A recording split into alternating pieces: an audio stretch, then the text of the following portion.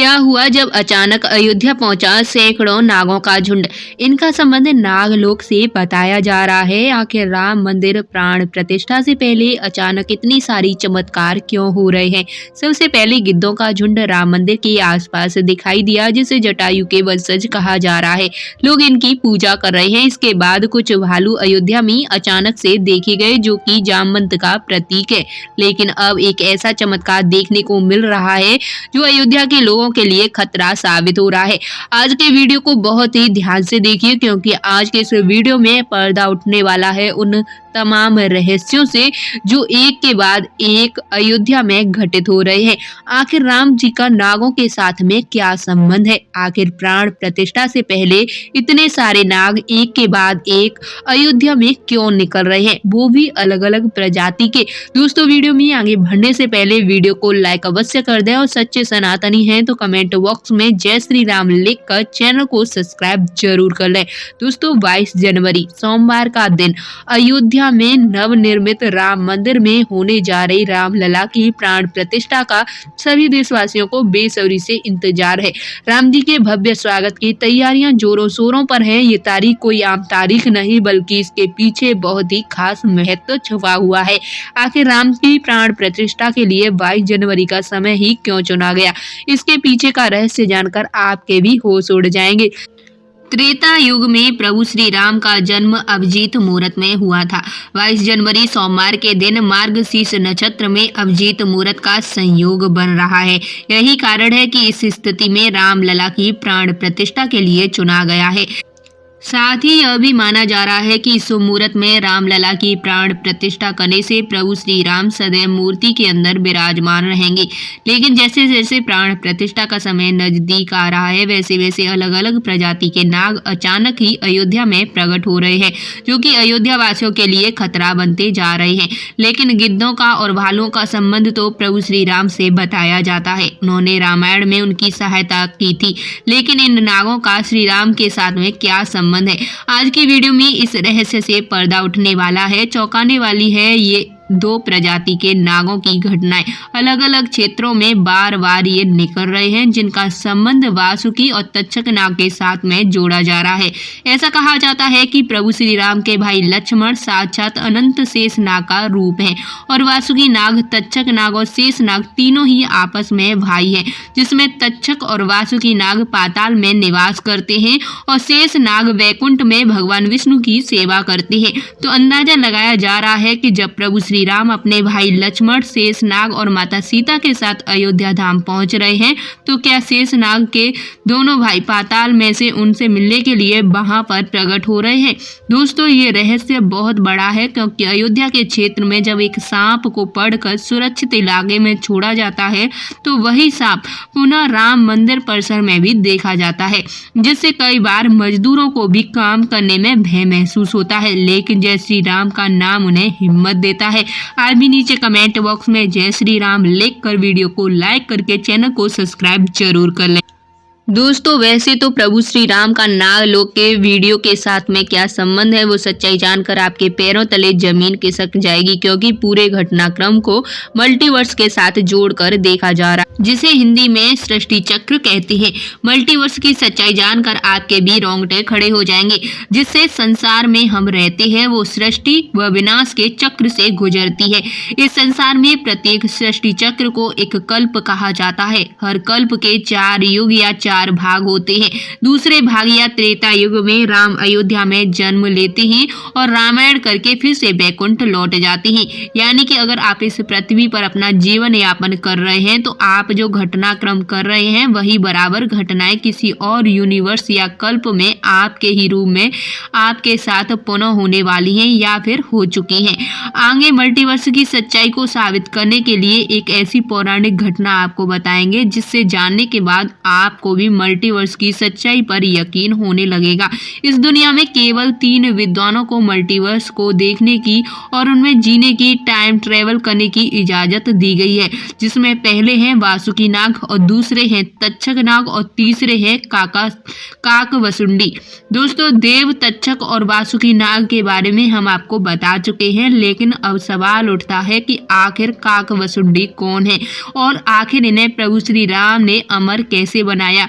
वेदों और पुराणों के अनुसार काकवसुंडी ने रामायण और महाभारत देखी है, यानी कि इन्होंने 11 रामायण और 16 महाभारत देखी है। वह कल्प के अंत तक अपने शाश्वत स्वरूप में जीवित रहेंगे। भगवान राम ने ही काकवसुंडी को अमर बनाया था। कोए के रूप में अपने एक जन्म के दौरान काकवसुंडी की मुलाकात बालक राम से हुई। प्रभु खेल रहे थे और उसने उसे पकड़ने की कोशिश की। समय आने पर काकवसुंडी को भगवान के मुख के दर्शन हुए। बालक राम के मुख में आकाश गंगाओं और ब्रह्मांड को देखने के बाद भगवान राम से दूर उड़ना बंद कर दिया और उनके पास लौट आए। काकवसुंडी ने भगवान राम को न पहचानने के लिए क्षमा मांगी। भगवान ने उन्हें दिव्य मुस्कान दी और काकवसुंडी से उनकी इच्छा पूछी। काकवसुंडी ने कहा कि वह भगवान राम के प्रति अपनी भक्ति हमेशा हमेशा के लिए करना चाहते हैं।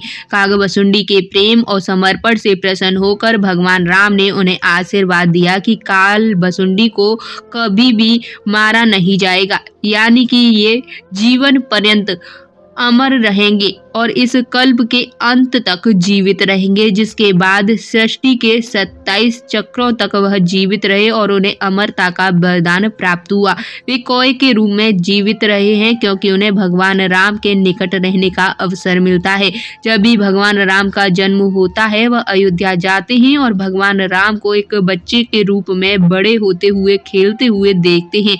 यह भी हो सकता है कि काकवसुंडी अयोध्या में अभी हाल ही मौजूद हों, राम मंदिर के निर्माण कार्य को अपनी आंखों से देख रहे हों, यानी कि यह तीनों विद्वान अपनी मर्जी से किसी विकल्प यानी कि यूनिवर्स में जा सकते हैं, टाइम ट्रेवल कर सकते हैं। और अयोध्या में अचानक से नागों का पाया जाना, वो भी राम मंदिर प्राण प्रतिष्ठा से पहले, तो इनका संबंध भी वासुकी और तक्षक नाग से लगाना गलत नहीं होगा। इन नागों के दर्शन मात्र से भक्तों का उद्धार हो जाता है, लेकिन कई लोग होंगे जो अभी भी मल्टीवर्स यानी कि सृष्टि चक्र को मानने के लिए तैयार नहीं होंगे। लेकिन आगे हम एक ऐसी कहानी आपके सामने बताने जा रहे हैं जिसका संबंध रामायण से जुड़ा है। इसे जानकर आपको विश्वास हो जाएगा कि मल्टीवर्स वास्तव में होता क्या है। जिस तरह दुनिया में आने वाला हर इंसान की मृत्यु निश्चित होती है, उसी तरह इंसान रूप में जन्म लेने वाले भगवान के अवतारों का भी इस धरती पर निश्चित समय है। वो समय समाप्त होने के बाद भी उन्हें प्राण त्याग कर अपने लोक वापस लौटना पड़ता है। उसी प्रकार भगवान श्री राम भी इस लोक को छोड़कर वापस विष्णु लोक गए। भगवान श्री राम की मृत्यु में सबसे बड़ी बाधा उनके प्रिय भक्त हनुमान थे, क्योंकि हनुमान के होते हुए यम की इतनी हिम्मत नहीं थी कि वो राम के पास पहुंच सके। लेकिन स्वयं श्री राम से इसका जो हल निकाला वो मल्टीवर्स यानी कि सृष्टि चक्र के साथ जुड़ा हुआ है। एक दिन राम जान गए कि उनकी मृत्यु का समय हो गया था। वह जानते थे कि वो जन्म लेता है तो उसे मरना पड़ता है। उन्होंने कहा कि यम को मुझ तक आने दो, मेरे लिए वैकुंठ, मेरे स्वर्ग धाम जाने का समय आ गया है। लेकिन मृत्यु के देवता यम अयोध्या में प्रवेश करने से डरते थे, क्योंकि उनको राम के परम भक्त और उनके महल के मुख्य प्रहरी हनुमान से भय लगता था। यम के प्रवेश के लिए हनुमान को हटाना बहुत ज्यादा जरूरी था। इसलिए राम ने अपनी अंगूठी को महल के फर्श के एक छेद में से गिरा दिया और हनुमान से इसे खोज कर लाने के लिए कहा। हनुमान ने स्वयं का सबसे छोटा रूप करते हुए बिल्कुल भंवरे जैसा आकार बना लिया और केवल उस अंगूठी को ढूंढने के लिए वह उस छेद में प्रवेश कर गए। वह छेद केवल छेद नहीं था, बल्कि एक सुरंग का रास्ता था जो सांपों के नगर नागलोक तक जाता था। हनुमान नागों के राजा वासुकी से मिले और अपने आने का कारण बताया।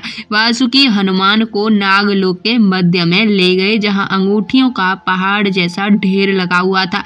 वासुकी ने कहा कि आप यहाँ पर अपनी अंगूठी ढूंढ लें, आपको यहाँ राम की अंगूठी अवश्य ही मिल जाएगी।